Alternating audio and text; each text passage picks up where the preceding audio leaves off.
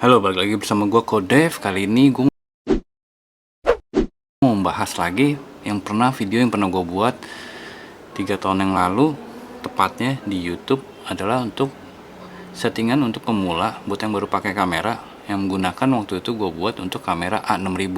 Nah, sekarang gue buat lagi dengan settingan yang mungkin tidak berbeda jauh buat kalian yang sekarang mungkin udah upgrade kamera kalian atau yang baru beli untuk mirrorless pertama kalian untuk Sony ZV-E10. Cuma nggak menutup kemungkinan settingan ini kok sama dengan misalnya kalian punya 6400, 6500, 6600, itu mirip-mirip semua mungkin, kecuali yang full frame. Mungkin kalau yang masih tipe yang agak lama juga mirip-mirip settingannya. Jadi kenapa untuk ZV-E10 gue jelasin dulu sedikit ya. Gue upgrade karena pertama mempunyai titik fokusnya lebih banyak dibanding A6000, karena memang perbedaannya kan udah lumayan jauh ya. Kamera A6000 dengan ZV-E10 benar-benar generasi baru adalah 246 titik fokus lebih banyak untuk di ZV-E10.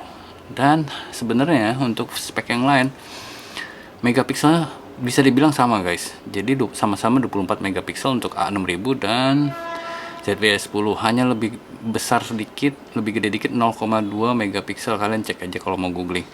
Dan alasannya kenapa gue pilih ini karena ada flip screen. Gue bisa ngecek, gue bisa ngeliat.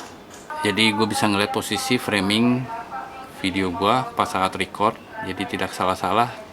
Kedua, bisa pakai mikrofon eksternal karena di A6000 nggak ada dan flipnya nggak bisa diputar. Tapi kelebihannya A6000 ada viewfinder, di ZV-E10 tidak ada viewfinder buat ngintip, buat foto ya. Jadi tergantung kembali lagi penggunaan kalian. Gue malah lebih seneng foto-foto, video jarang.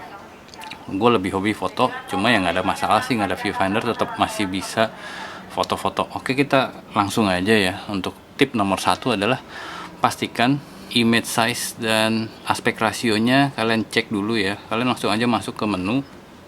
Pertama klik tombol menu, lalu masuk ke menu yang paling pertama yang ada logo kamera dan video nomor 1. Pilih aspek rasio, pasti kalian menggunakan 3:2 karena itu memaksimalkan megapiksel yang ada di kamera kalian. Jadi pilihlah aspek rasionya 3:2. Oke, sekarang kita masuk yang tips settingan nomor 2 adalah settingan file format video yang kalian inginkan. Kita langsung aja masuk di menu kedua, halaman, cari 19 file format. Di situ pilihannya ada 2, ada 1080 dan 4K. Kalau menurut gue ya guys, jadi kalau buat pemula, gue sendiri pun jarang menggunakan 4K karena ngeditnya pun berat. Bukan ngeditnya berat, tergantung device kalian, karena filenya juga berat, filenya gede. Kalau 4K 1080 itu juga udah sangat cukup untuk YouTube maupun di TikTok, karena di TikTok sendiri hanya bisa maksimum kalian upload 1080. Jadi pastikan kalian pilih 1080 untuk awal-awal, tapi kalau kalian mau coba nantinya untuk 4K silahkan. Oke, langsung masuk ke, masih ada hubungannya dengan foto dan video ya.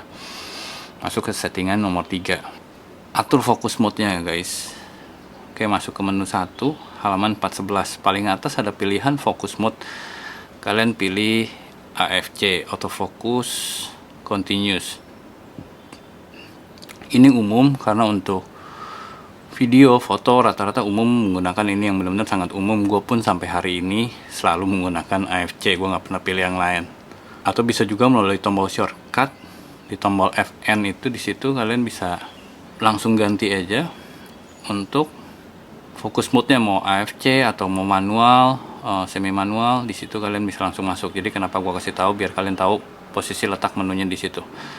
Dan yang keempat, kita masih bahas mengenai fokus areanya. Di sini cari di bawahnya fokus mode itu, di situ ada fokus area. Kalian pilih aja yang wide ya guys. Jadi ini juga umum, kondisi tertentu biasanya gue rubah-rubah, tapi untuk umumnya semua orang menggunakan wide. Jadi terkadang ini pun gue menggunakan wide kok. Untuk ngerekam ini, yang gue gunain ini adalah menggunakan ZV-E10, jangan lupa. Jadi sekalian bisa tahu juga contoh hasil videonya seperti ini.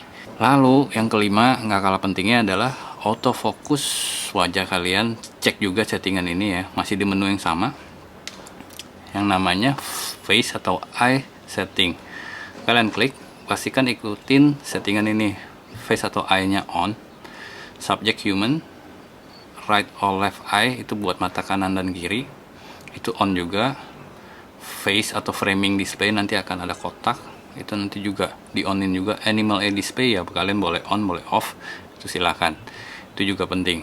Oke, sampai sini kalian bisa ngikutin settingannya, atau kalian bisa pause dulu videonya apakah kalian udah setting semua. Kalau memang udah oke, bisa rewind lagi videonya, liatin lagi dari awal sampai ke settingan 5. Kalau udah lanjut lagi. Oke, kita lanjut ke 6 ya. Airplane mode ini adalah untuk lebih menghemat baterai. Airplane mode ini adalah bisa dibilang kalau kayak handphone kan, kalau airplane mode sinyalnya mati ya. Jadi ini pun sama. Jadi dia kalau nggak di onin, kalau nggak dimatiin, kalau nggak nyalain airplane mode-nya, wifi-nya akan standby. Mungkin akan lebih menguras baterai. Ini settingannya sama kok, pas di A6000 juga waktu itu yang pernah gue buat. Oke, jadi masuk aja ke menu 3 yang ada logo bola dunia. Di situ ada pilihan airplane mode. Masukin rubah ke on. Oke, rubah ke on. Sekarang yang ketujuh, adjust monitor brightness kalian. Kalau kalian yang jarang keluar rumah, artinya kalian nggak perlu terang-terang monitor atau LCD-nya yang ada di ZVE10 kalian. Jadi kalian bisa set manual aja. Masuk di menu nomor 5 yang ada logo koper, lalu pilih monitor brightness. Pilih manual, lalu set mau terang atau rendah. Gue sih pilih rendah ya, karena jadi nggak perlu full bright, karena akan menghemat juga daya baterai kalian. Oke, kita sekarang masuk yang ke 8. Setting mode ini adalah untuk foto. Jangan lupa pastikan modenya di saat kalau kalian pilih menu lagi di mode foto. Kalian bisa lihat ya, kalian bisa pilih foto, video, atau yang slow motion SNQ. Kalian bisa lihat di situ. Pastikan kalau kalian mau masuk ke mode ini atau mau setting, masuk ke settingan foto dulu. Masuk lagi ke menu 1 halaman 311. Ada keterangan shoot mode. Klik. Pilih auto yang paling atas yang warna hijau.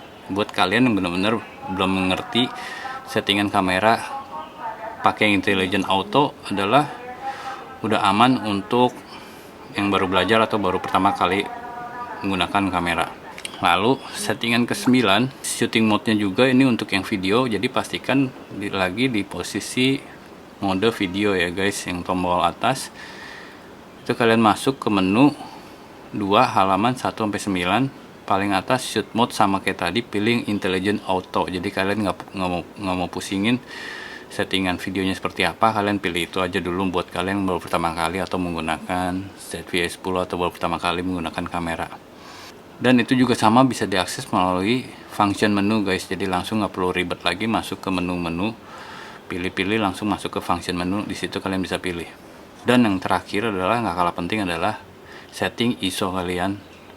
Saran gua untuk yang baru pemula, pilih aja auto ISO ya. Jadi masuk ke menu sama kayak tadi, menu 1 halaman 611, pilih yang ISO, lalu klik kanan, pilih auto ISO ya guys. Lalu kalian bisa pilih, nanti kalian pilih antara dari range-nya dari 100 sampai ke 800.